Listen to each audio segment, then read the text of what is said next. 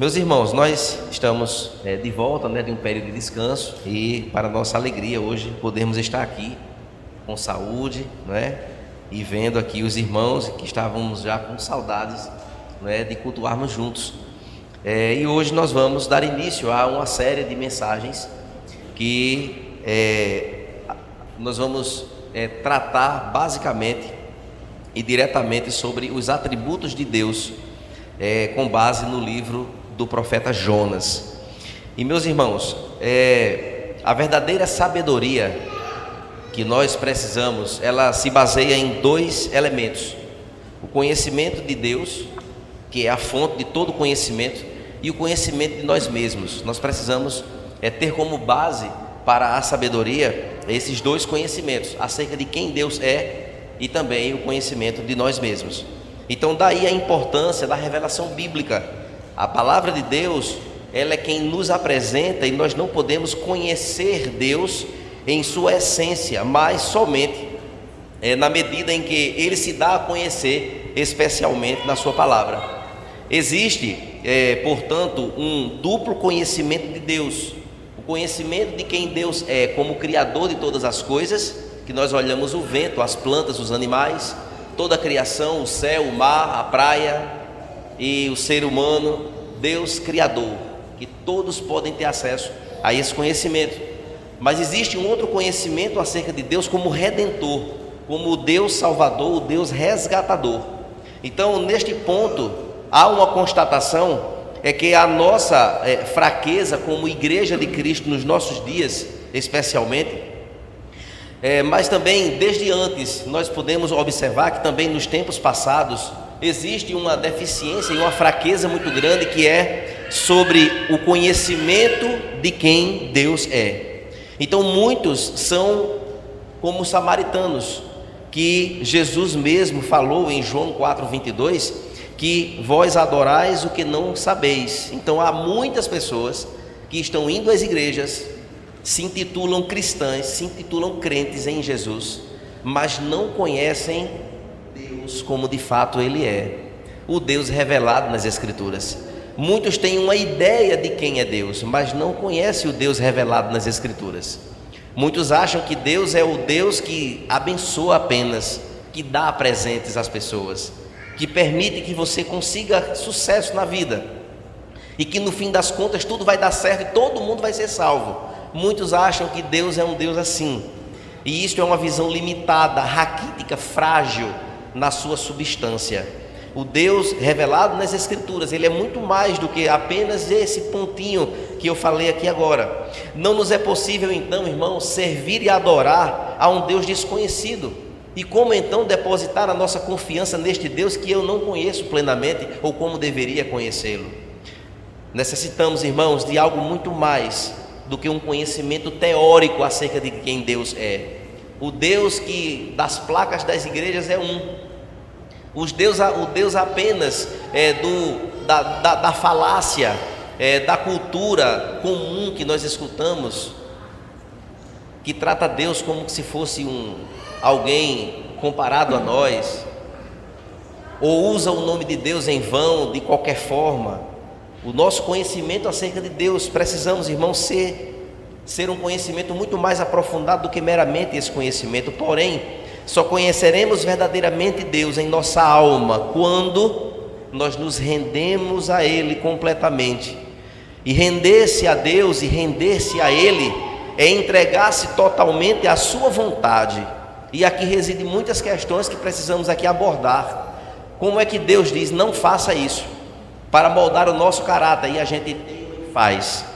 Então é um atestado de desconhecimento de quem Deus é.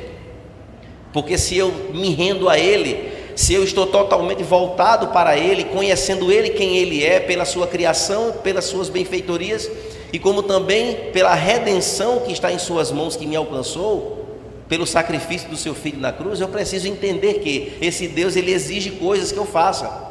Não fazer por fazer, mas fazer para moldar-nos à sua vontade.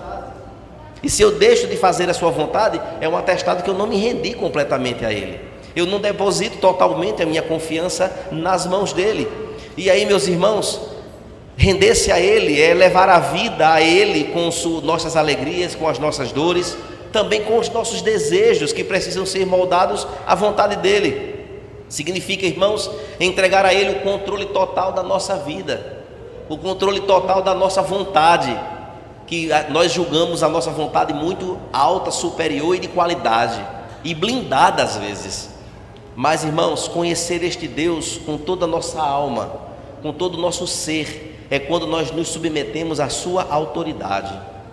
E submeter-se à sua autoridade é ter um coração humilde e submisso, como uma escolha que nós precisamos fazer como filhos. Isso significa que nós, como cristãos nascidos de novo, nós temos que fazer essa escolha diária e submeter-nos a Deus com o nosso trabalho, com a nossa vida, com a nossa família, com tudo que está em volta de nós, e que o seu Santo Espírito, Ele faça em nós conforme a vontade dEle, para que a imagem de Cristo seja refletida em nós.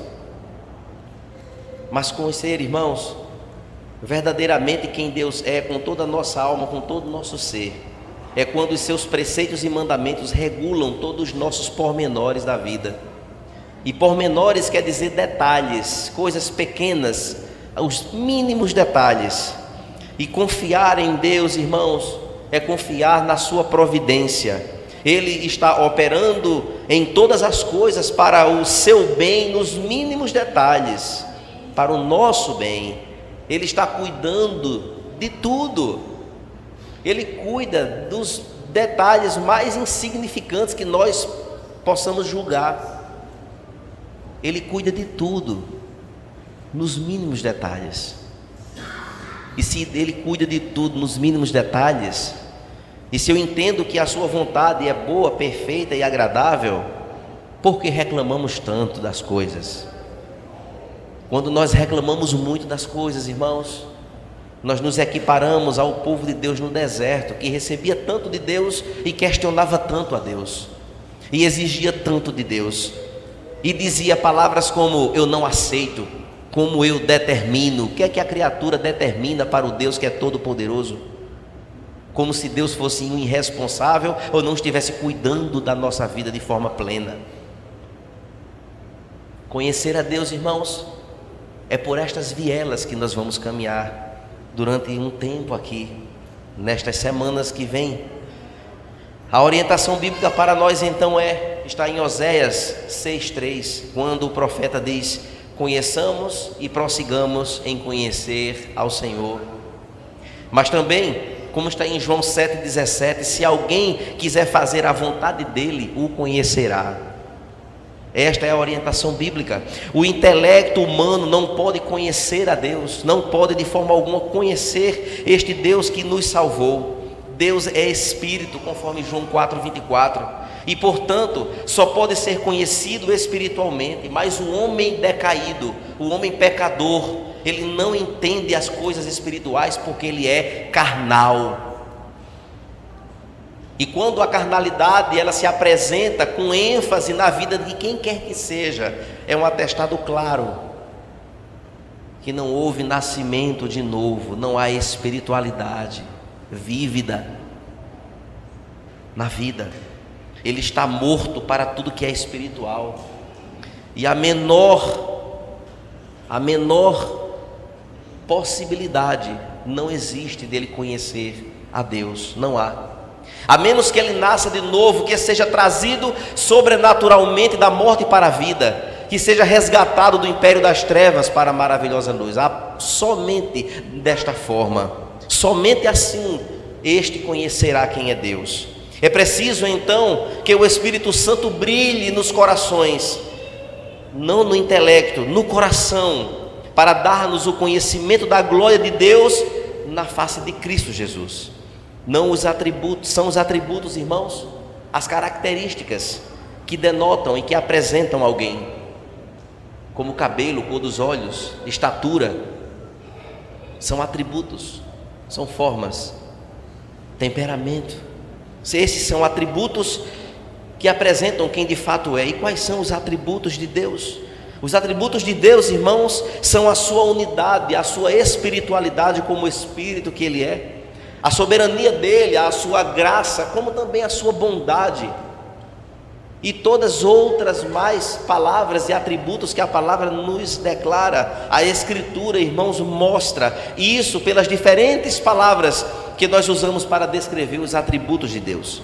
Por exemplo, o Salmo 78, no verso 4, chama os atributos de Deus de os seus louvores. Os atributos de Deus são considerados como louvores, como algo a ser cultuado, a ser adorado, a ser valorizado. E Deus não é somente bom, misericordioso, bondoso. Ele é juiz também. Ele sabe julgar corretamente as causas da nossa vida. Ele conhece profundamente os corações e as mentes, aquilo que de fato existe e não aquilo que de fato é apresentado. O que é apresentado só os homens podem compreender. O que está no profundo do coração só Ele entende. E Ele julga corretamente. Ele sabe conduzir. Ele sabe fazer da melhor forma, da forma mais perfeita.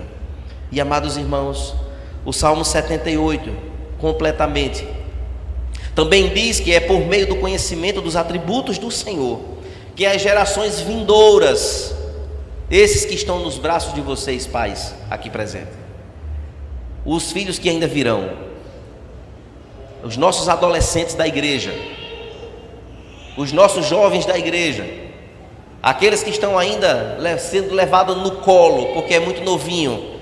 O Salmo 78 diz que é por meio do conhecimento e dos atributos de Deus, o conhecimento dos atributos, que todas as gerações vindouras colocarão a esperança de seus corações em Deus.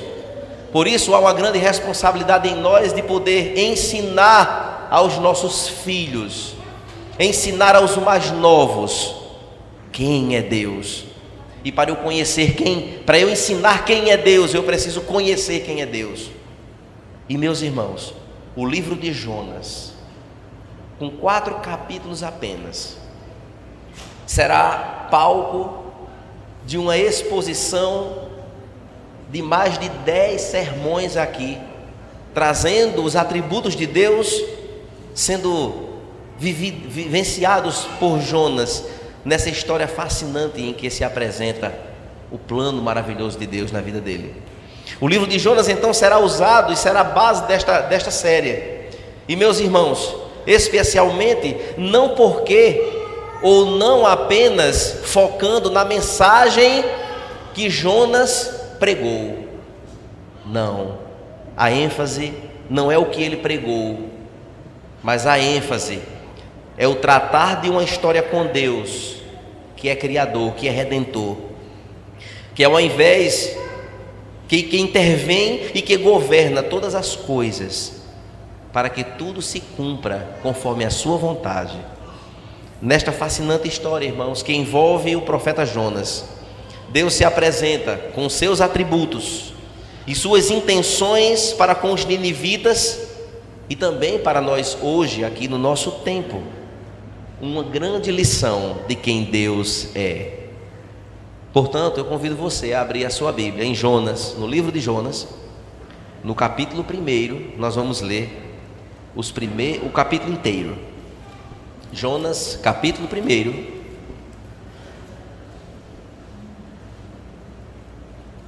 do verso 1 até o verso 17. Pode ficar sentado como você está mesmo.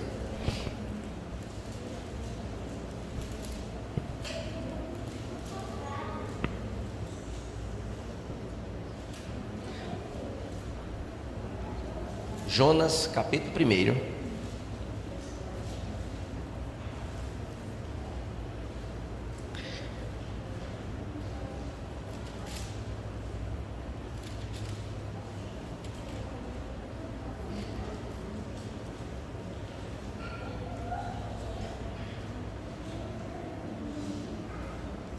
Diz assim a palavra de Deus: a palavra do Senhor veio a Jonas, filho de Amitai, dizendo: levante-se, vá à grande cidade de Nínive e pregue contra ela, porque a sua maldade subiu até a minha presença. Jonas se levantou, mas para fugir da presença do Senhor, para Tarsis, desceu a Jope e entrou no navio que ia para Tarsis. Pagou a passagem e embarcou no navio para ir com eles para Tarsis, para longe da presença do Senhor. Mas o Senhor lançou sobre o mar um forte vento e levantou-se uma tempestade tão violenta que parecia que o navio estava a ponto de se despedaçar. Então os marinheiros ficaram com medo e clamaram cada um ao seu Deus, lançando no mar a carga que estava no navio, para que ele ficasse mais leve. Jonas, porém, havia descido ao porão do navio e ali estava deitado e dormia profundamente. O capitão do navio se aproximou de Jonas e lhe disse: o que está acontecendo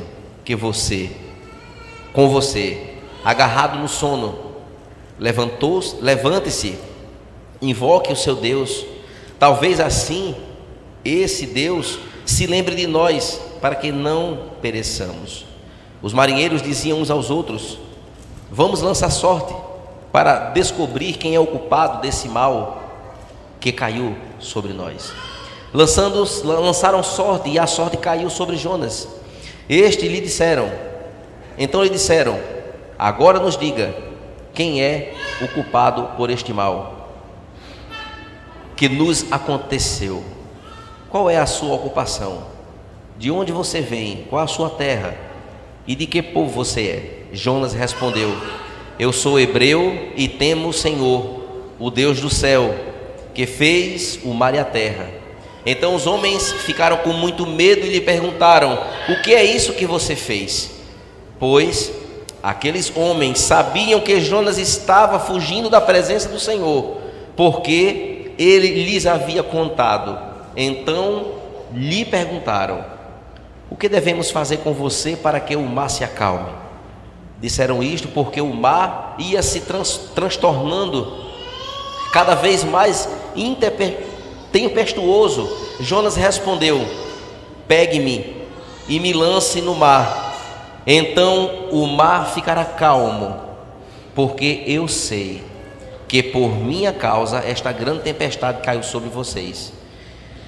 Em vez disso, os homens remavam, esforçando-se para alcançar a terra, mas não podiam, porque o mar ia se tornando cada vez mais tempestuoso contra eles. Então clamaram ao Senhor e disseram: ah, Senhor, rogamos-te que não nos deixe perecer por causa da vida deste homem, e não faças cair sobre nós este sangue inocente, porque tu, Senhor, fizeste o que foi do teu agrado. Em seguida os marinheiros pegaram Jonas e o lançaram no mar, e a fúria do mar se acalmou. Então estes homens temeram muito o Senhor, ofereceram sacrifícios ao Senhor e fizeram votos. O Senhor ordenou que um grande peixe engolisse Jonas, e Jonas esteve 3 dias e 3 noites no ventre do peixe. Amém? Vamos orar ao Senhor? Graças te damos, ó Pai eterno. Te agradecemos, ó Deus, por esta oportunidade de ler a tua palavra, de compreender, ó Deus, por intervenção do teu Santo Espírito, aquilo, ó Deus, que aqui está. E que assim seja nas nossas mentes nesta hora, Pai, que possamos compreender a tua palavra e que possamos encontrar, ó Deus, nestas palavras a tua presença agindo, ó Deus, para o convergir de uma grande missão da tua vontade, ó Deus, que aqui aconteceu neste relato. Obrigado, Pai, por esta oportunidade, no nome de Jesus. Amém. Amados irmãos, uma das histórias mais conhecidas da Bíblia, por crianças e adultos, por crentes, como também por descrentes, uma história também muito conhecida, que já passou de gerações e tem sido utilizada até para evangelismo, até conhecida por quem não é crente, por quem ainda não é frequentador de uma igreja que confessa Jesus. Mas a história de Jonas é uma história muito conhecida, a história do homem que caiu, que o peixe engoliu e que levou ele para uma determinada cidade. Mas observe, queridos, que é bem verdade que há teólogos liberais, aqueles que questionam a veracidade da Bíblia e questionam os acontecimentos, que consideram a história de Jonas como uma lenda judaica apenas para ilustrar acontecimentos.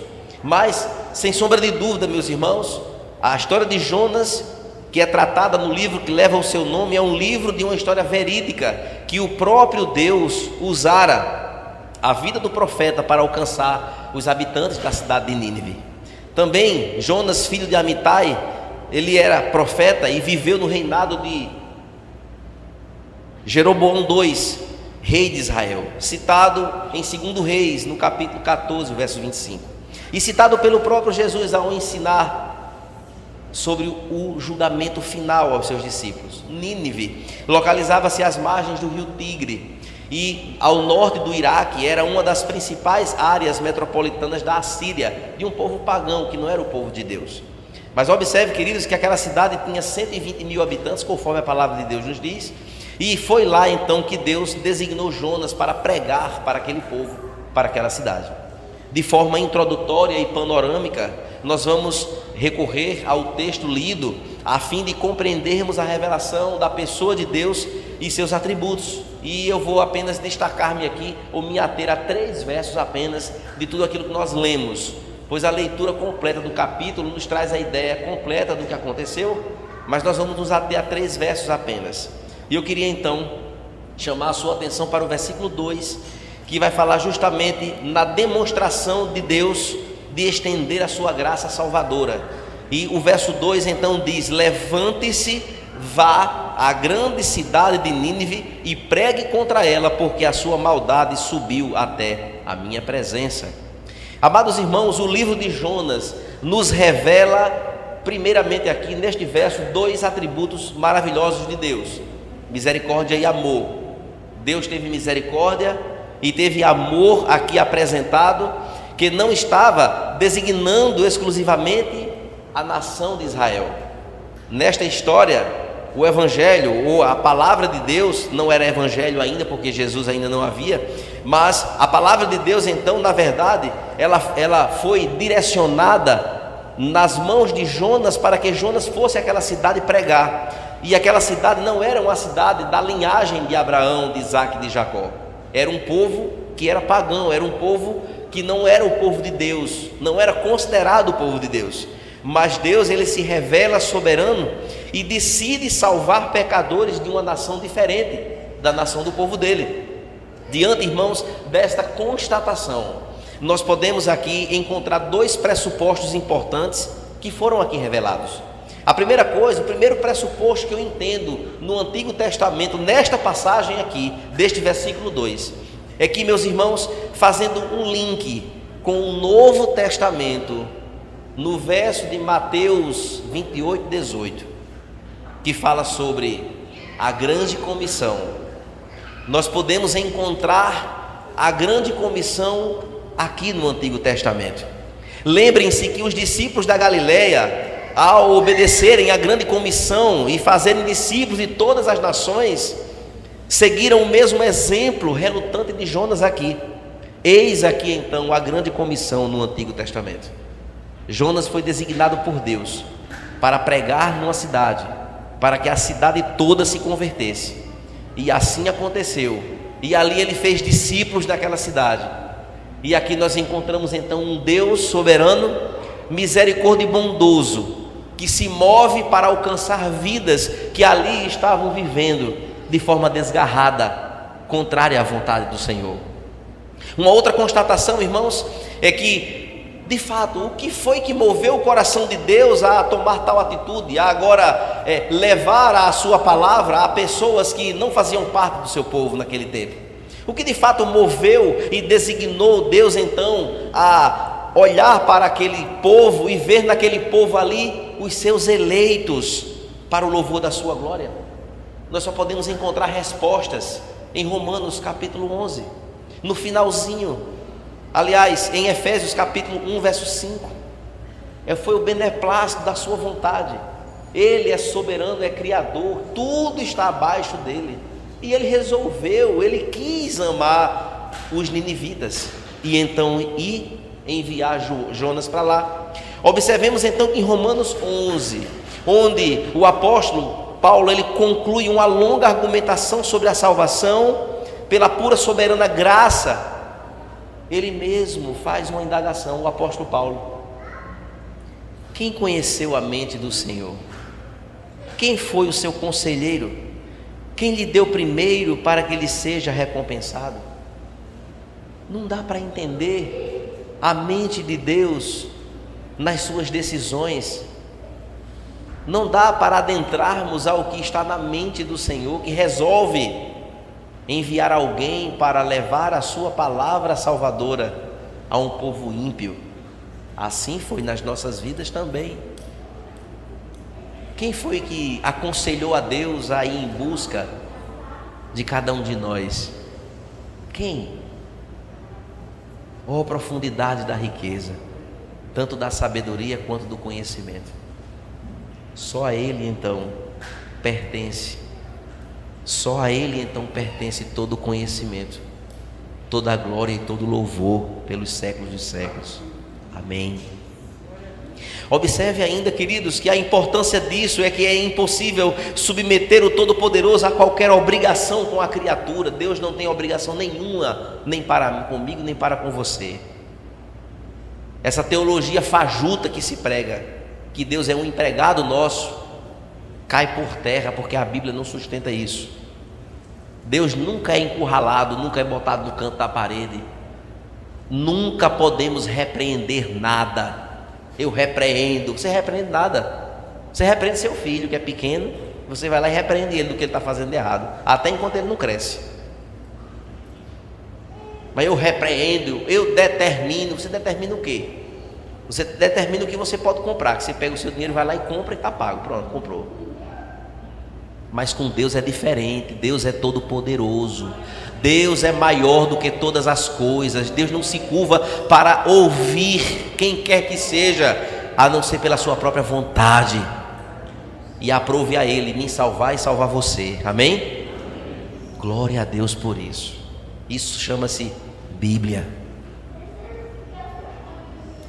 E aí, meus irmãos, observe que Deus não ganha nada com aquilo que eu faço, nem perde. Se eu não orar para Deus, quem perde sou eu. Se eu deixar de cultuar porque eu estou com raivinha, problema seu. Eu estou de bicudo, problema, quem perde é você. Quer ganhar? Presença de Deus.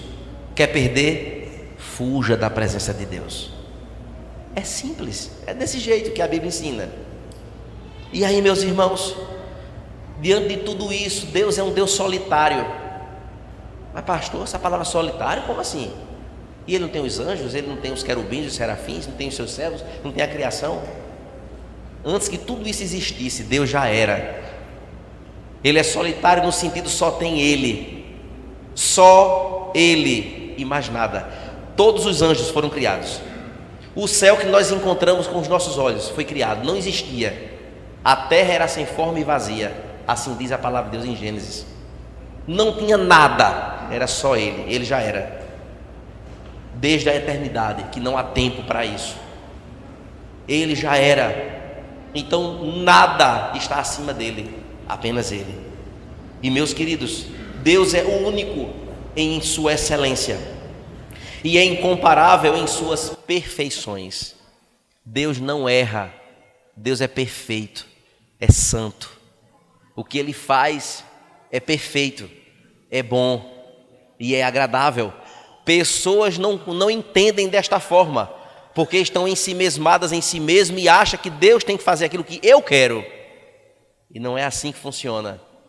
O Deus soberano, todo-poderoso, Ele tem controle e domínio sobre todas as coisas. E a Ele aprouve dar ou não algo a mim e a você. Pela salvação dele, já devemos estar muitíssimo satisfeitos e agradecidos a Ele, porque eu não vou mais para o inferno, eu vou para o céu. Amém? E meus irmãos, tudo Ele sustenta. Ele é o mesmo, independentemente de tudo e de todos. Observe que Ele dá bens ao povo, mas Ele não é enriquecido com nada disso, porque tudo é dele. Tudo, todo o ouro da terra, todo dólar, todo euro, toda libra esterlina, todos os prédios, todas as vidas, está tudo no controle dele, no domínio dele. Deus não entra em crise porque o dólar subiu. Porque o Covid está matando muitos. Para Deus, está tudo no controle dele. Está tudo direitinho. Tudo é uma história repetida. É uma história que se repete. Quantos morreram no deserto por desobedecerem a Deus? Mesma coisa é hoje no nosso tempo. Olhe, ano 2019. Liguem a televisão ou os noticiários e você viu o que fizeram com Jesus, com o nome de Jesus, nas pistas de carnaval, a problemática de aborto, de matar crianças indefesas.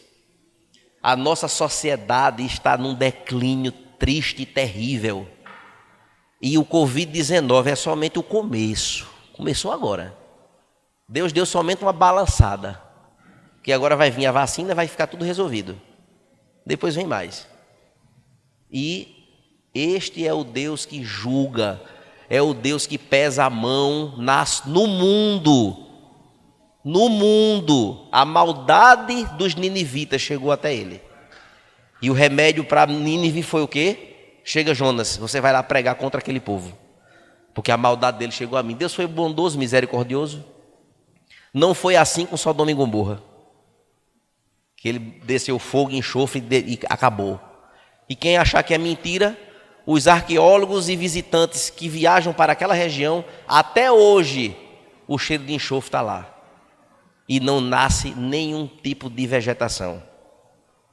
Somente para constatar o que a Bíblia está dizendo é verdadeiro.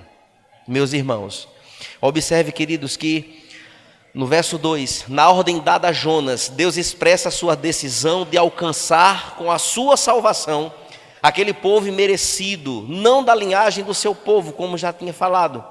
Deus, ele não falou assim para Jonas. Jonas, o que é que você acha da gente pregar lá? Será que vai dar certo? Tu vai, você aceita aí? Não. Deus, ele foi enfático e disse, levante-se e vá. Ele falou de forma imperativa, e a palavra levante-se é um imperativo banhado de garantia do próprio Deus de que haverá sucesso na missão. Quando Deus diz para mim e para você, vá, levante-se e vá, pode ir tranquilo, pode acontecer tempestade, mas você vai chegar lá onde Deus mandou você ir, não tem outra escapatória. E meus irmãos, assim, nós encontramos essa palavra em muitos locais na palavra da Bíblia, na Bíblia Sagrada. O anjo do Senhor foi até Pedro na prisão e disse, ei, levanta-te e me acompanha. E Pedro foi livre da prisão. O anjo do Senhor foi até Elias, quando estava no deserto lá, desvalido, pedindo a morte. O anjo do Senhor disse, ei, coma pão e beba água e se levante, que tem muito caminho pela frente ainda. Jesus mesmo falou para o paralítico, levanta-te e anda. Essa palavra levanta-te, ela tem um significado importante, irmãos, e nós encontramos esta mesma palavra aqui. E quem sabe nesta noite aqui, neste encontro marcado que se teve hoje aqui, soberanamente Deus trouxe hoje aqui apenas aqueles a quem Ele queria que ouvisse esta palavra. Eu não tenho dúvidas disso, porque Deus é Deus de mínimos detalhes. Os que não era para ouvir não vieram hoje. Só vieram os que precisavam ouvir aquilo que o Senhor reservou para esta noite. E quem sabe nesta noite aqui, Deus está falando para algum coração aqui, que está desanimado com as circunstâncias, que está perdendo o ânimo e a esperança, quem sabe, de coisas mudarem. Quem sabe, coisas que se acham que não tem mais solução.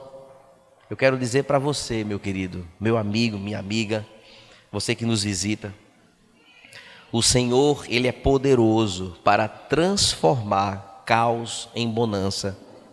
O Senhor é poderoso para acalmar tempestades. O Senhor é poderoso para transformar quem está morto em vivo. O Senhor é poderoso para mudar aquilo que não tem mais esperança de mudança. para coisas reais e verdadeiras. Deus confunde as coisas grandes com as coisas simples. E assim é o Deus que nós servimos, irmãos. Levante-se e vá em frente, mas siga no centro da vontade do Senhor nosso Deus. Os versos 3 e 4, irmãos, nos diz assim: Jonas se levantou, mas foi para fugir da presença de Deus. Para Tarsis, desceu a Jope e encontrou um navio que ia para Tarsis, pagou a passagem e embarcou no navio para ir com eles para Tarsis, para longe da presença do Senhor.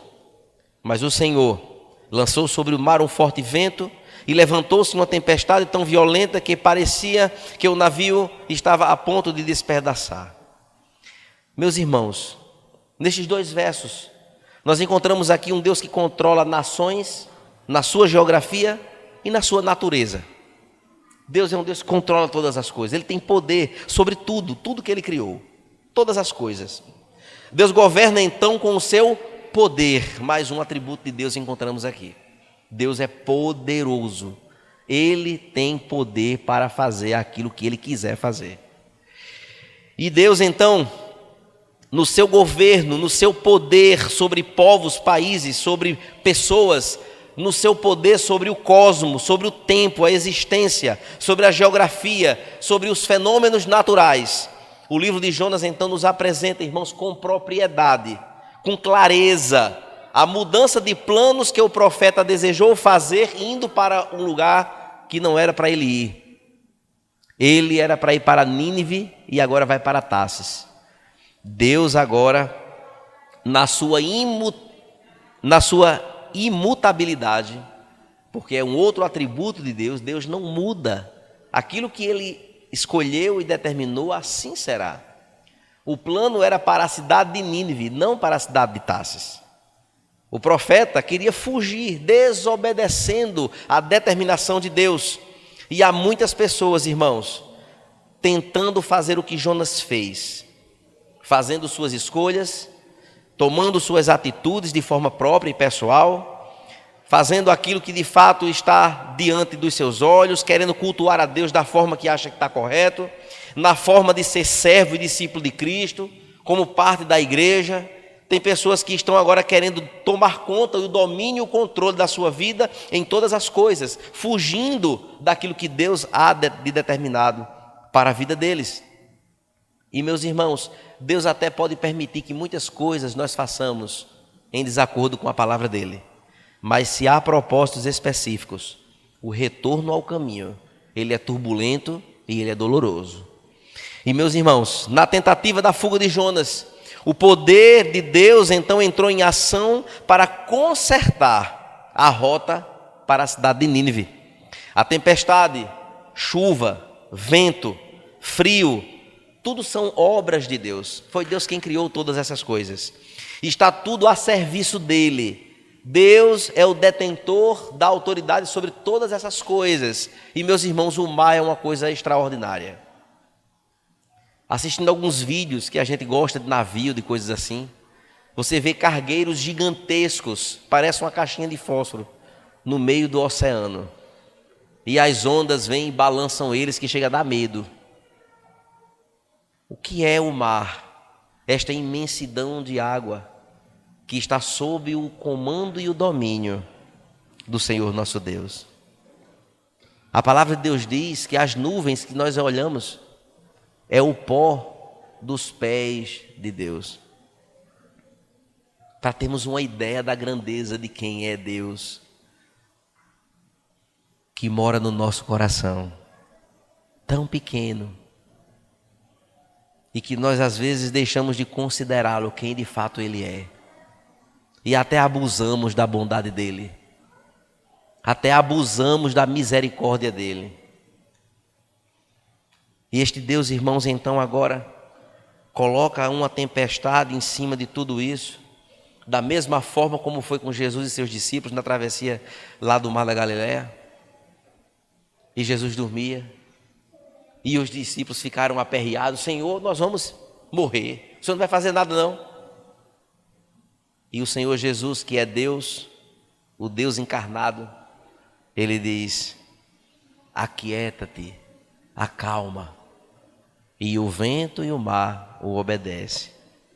Este mesmo Deus, irmãos, é o Deus que colocou esta tempestade neste barco para consertar a rota errada que Jonas queria tomar. Significa, se tais eventos ocorrem sob a vontade de Deus, para ensinar, para tratar, moldar, testar a fé e provar os intentos do coração, precisamos entender, irmãos, que muitos desertos da nossa vida, muitas tempestades da nossa vida, não é para muitas vezes nos destruir, não, mas é para nos ensinar, é para mostrar para nós qual é a vontade do Senhor e nós estamos desatentos ao que Ele quer. E queridos, Nínive e Tarsis, por que Deus não abriu mão e foi para Tarsis? Qual o problema? Não é cidade também? Deus é um Deus de propósitos. Ir para Nínive, para onde Deus queria que ele fosse, significa deixar nossa própria vontade de lado e agora abraçar-se com desafios árduos e complicados, mesmo sob os cuidados de Deus. É de fato, irmãos, encarar as dificuldades, os nãos, ir para Nínive, para fazer a vontade de Deus, muitas vezes é ir na contramão da nossa própria vontade, para fazer a vontade do Senhor, que é boa, perfeita e agradável. Mas a contrapartida, ela foi óbvia e foi perigosa. Ir para Tarsis, meus irmãos, além de significar estar levando uma vida segundo os nossos próprios planos e desejos, as nossas inclinações, a nossa própria vontade, significa também estar fugindo da presença de Deus. E a pergunta que a gente faz, para onde é que nós estamos querendo ir? Nós estamos querendo ir para Nínive, para a vontade de Deus, ou queremos ir para Tarsis fazer a nossa própria vontade? Precisamos, irmãos, compreender a complexidade de tudo isso.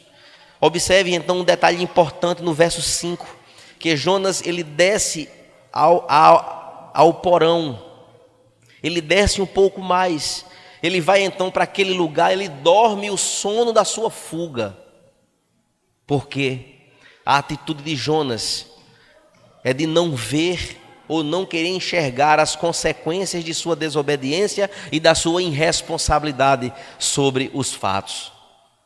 A tempestade acabando com tudo e Jonas dormindo lá no fundo.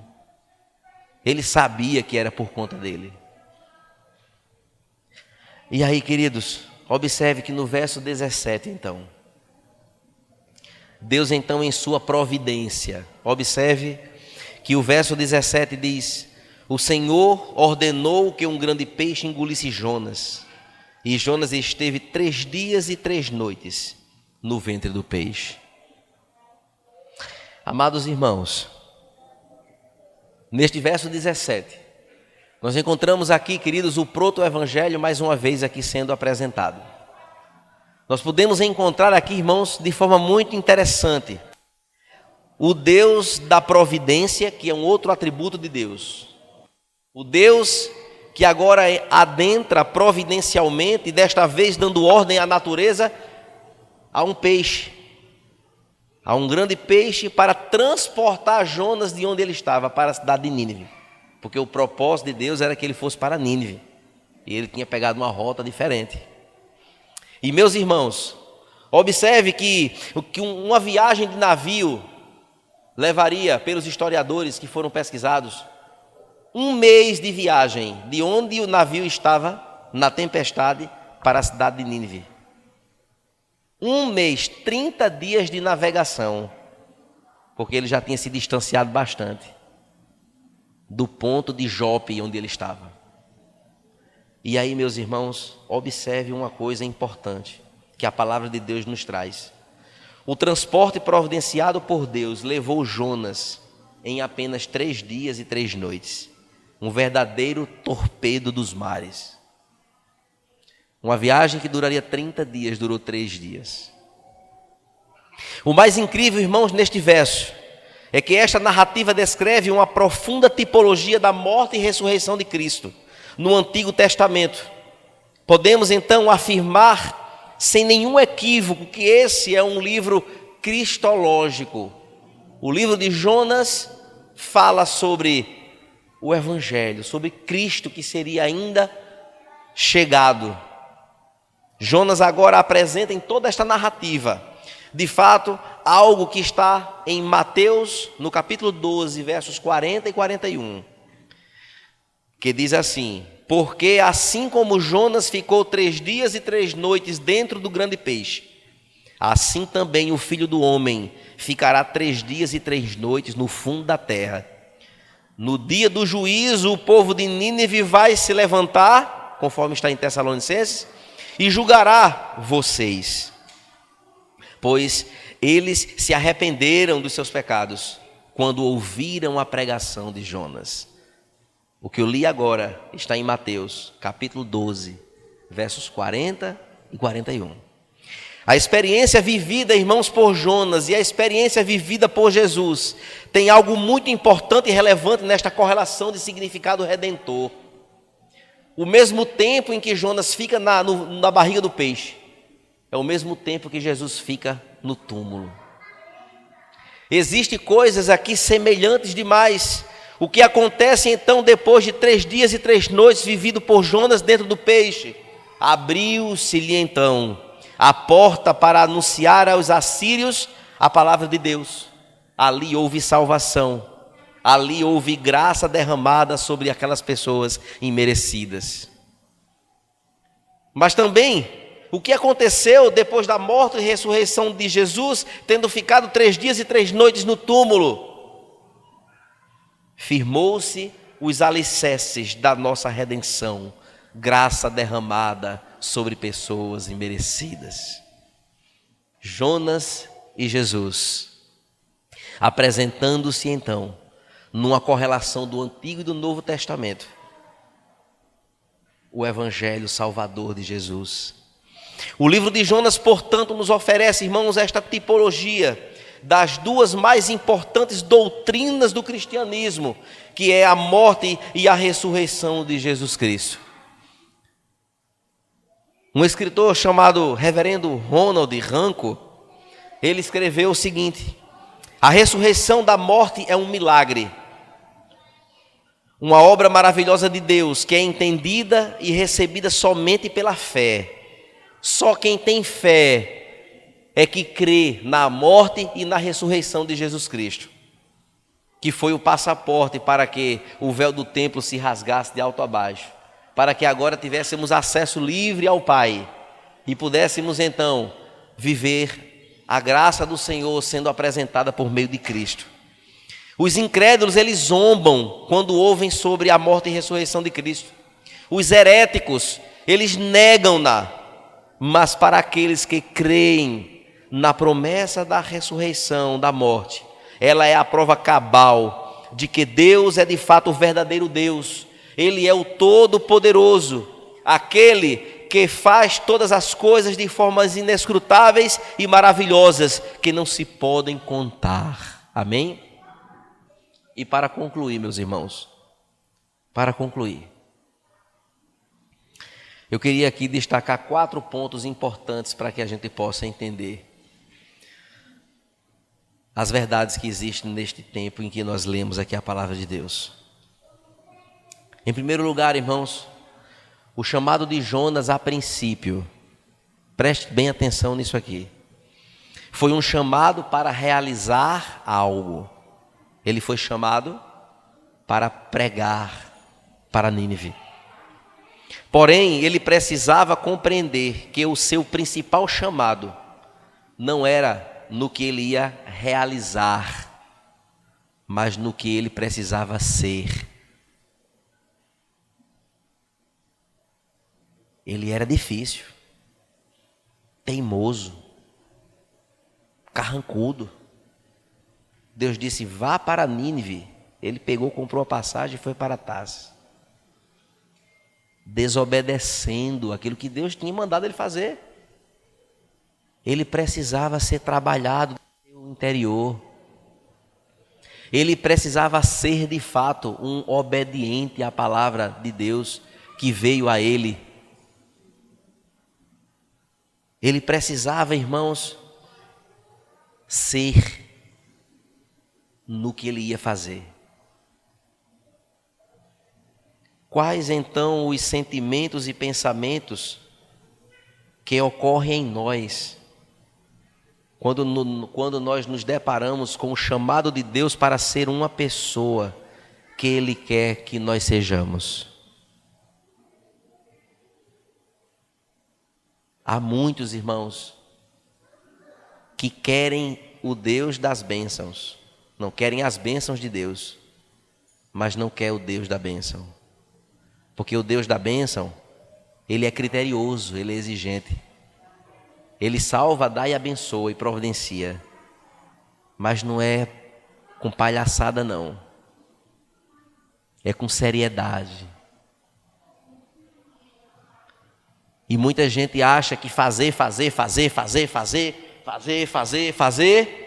tá tudo bem. Opa, peraí. Neste fazer, o seu interior está sendo moldado ao que Ele quer, porque o principal não é o que eu faço. O principal é o que eu estou me tornando. Deus está pouquíssimo preocupado se você toca para Deus. Agora, se você toca na igreja, se você canta na igreja, se você constrói na igreja, se você ajuda na igreja, se você faz, se você realiza, contribui na igreja, e tudo isso é um processo de transformação de quem eu estou sendo. Aí Deus, é isso que eu quero. Deus não está preocupado, irmãos, com a beleza do ambiente. Ele está preocupado com os nossos corações. Ele não está preocupado se eu vou aqui dar os agudos mais extraordinários que eu posso dar. Ele está preocupado se esses agudos é para a glória dele ou não. Ele não está preocupado se a pregação aqui é top das galáxias. Ele quer saber se o conteúdo da pregação é fiel à palavra dele ou não. Aqui, ó. O que o pregador está pregando está aqui, certinho? Tá, então está tudo certo. Deus é um Deus que se preocupa com o que está dentro. Jonas precisava passar por isto aqui, porque passar 3 dias na barriga de uma baleia, vamos admitir, não deve ser uma coisa boa não, porque lá não tem luz, é no escuro, só tem água salgada e sardinha, segundo alguns especialistas falam, e você ficar lá dentro, se você tem fobia de ambiente fechado, você morre. E ele ficou só 3 diazinhos, viu? 3 dias e 3 noites. Não sei se dá 72 horas. Mais ou menos isso. Para depois o peixe vomitar ele. E quando ele sai da barriga do peixe, onde é que eu estou? Você chegou onde era para você chegar. Você está em Nínive. Legal? Para Jonas poder se rebaixar, se humilhar e dizer: contra esse Deus ninguém pode. Quando Deus quer, Deus faz. Quando Deus quer, Deus providencia. Não adianta fugir. E aí, meus irmãos, quantas vezes fugimos para não ter que cumprir o que sabemos que era necessário cumprir? Quantas vezes?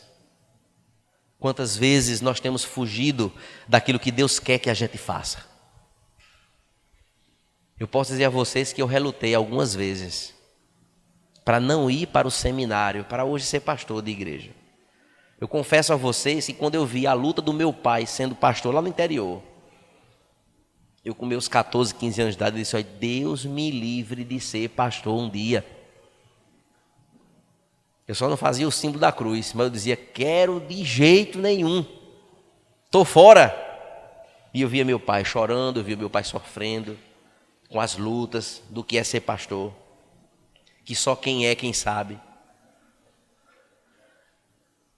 Eu estava querendo dar uma fugida pela tangente. Aí Deus, ele persuade de uma forma, irmãos. Ele nos encurrala de um lado, aí você corre para cá. Aí ele fecha daqui, você corre para o meio.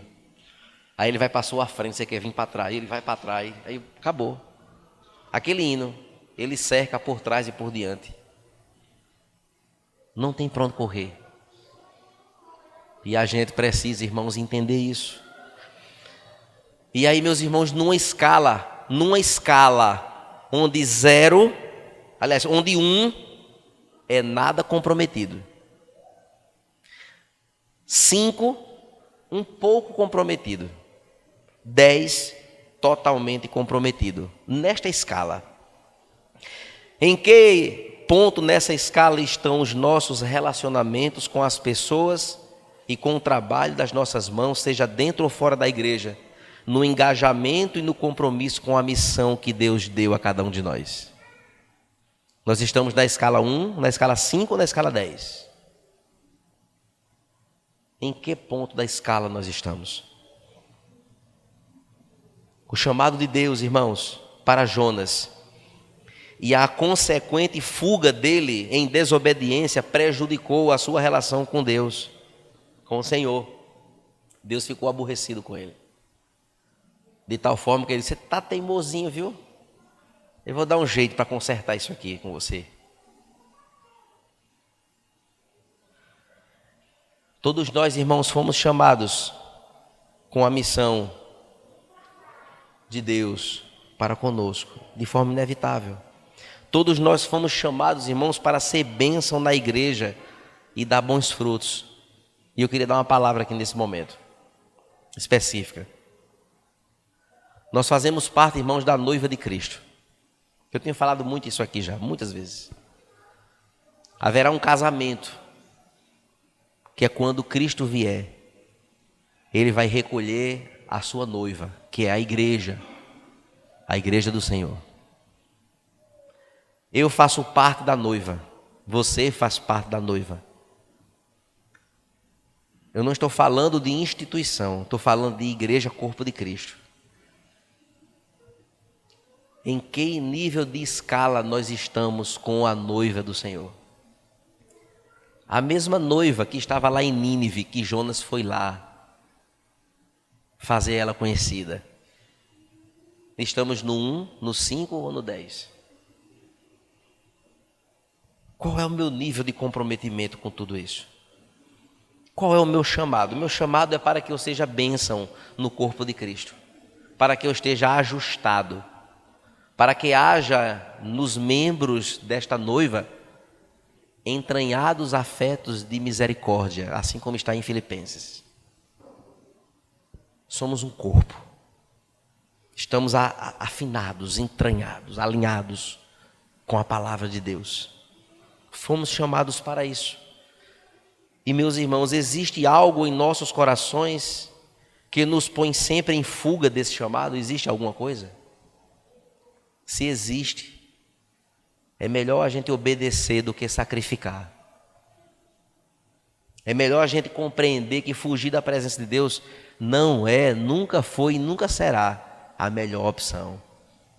A melhor opção é a vontade do Senhor, é a presença dEle.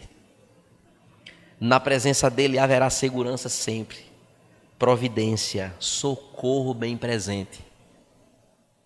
Na ausência do Senhor haverá escuridão, perdição, destruição. E, queridos, será que existe algo que nos tem colocado sempre nessa rota de fuga, prejudicando a nossa relação com Deus e com a sua igreja? Que atitudes então nós precisamos tomar, queridos, em relação a isso? Ou será que será necessário o Senhor intervir da forma como Ele interviu na vida de Jonas? Que nós, irmãos, confessemos a Deus as nossas fugas e as nossas desobediências, e que nós possamos adquirir dele a capacidade de suplicar e que ele nos ajude a assumir cada vez mais a nossa missão de ser bênção para o irmão, de ser bênção para a igreja e de ser um cooperador para que nesse processo, não pelas coisas que acontecem apenas, mas para que a nossa vida seja moldada à vontade do Senhor. Que Deus nos abençoe, irmãos, nesta noite. Domingo próximo iremos então adentrar mais profundamente nos atributos em si. Hoje foi só uma introdução acerca daquilo que nós iremos transitar.